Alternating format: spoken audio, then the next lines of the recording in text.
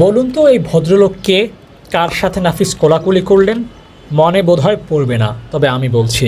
2013 সালে বাংলাদেশ ট্যুরে এসেছিল নিউজিল্যান্ড। 3-0 ওডিআই সিরিজ হেরে বিদায়ও নিয়েছিল তারা। তখনকার টাইগারদের হেড কোচের দায়িত্ব ছিলেন এই ভদ্রলোক, যার নাম শেন জার্গেনসেন। সাবেক অজি এই বোলার এখন নিউজিল্যান্ডের কোচিং প্যানেলের সদস্য। এর আগে বাংলাদেশে কোচিং করিয়েছেন, সেই সুবাদে শাহরিয়ার নাফিসের সাথে গলায় গলায় ভাব। নাফিসের খোঁজ খবর নিয়েছেন, কি করছেন, কোথায় আছেন। নাফিস তা বললেন হয়তো সেসব। সাবেক গুরু শিষ্য হলেও দুজনেই এখন প্রফেশনাল।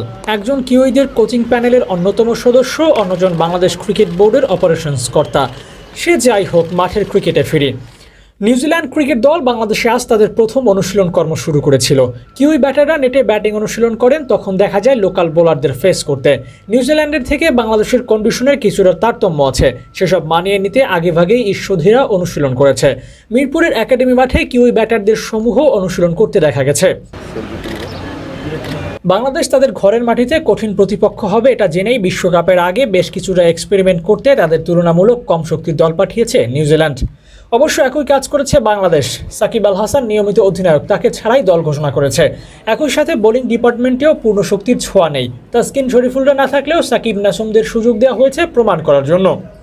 বিশ্বকাপের আগে বিগ বাজেটের এমন এক্সপেরিমেন্ট অনুমেয়ই ছিল। এশিয়া কাপে ঠিকঠাক পারফর্ম করতে পারেনি দল, তাই বিশ্বকাপের জন্য কিছুটা ঢেলে সাজাতে হচ্ছে।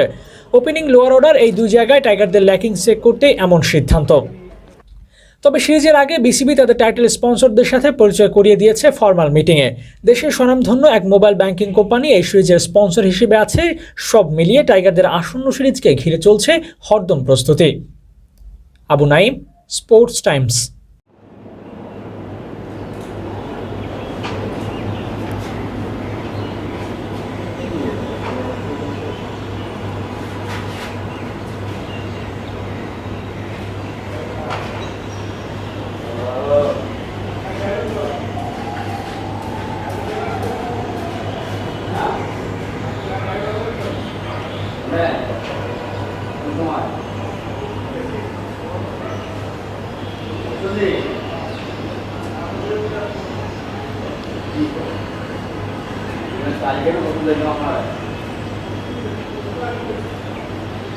Ini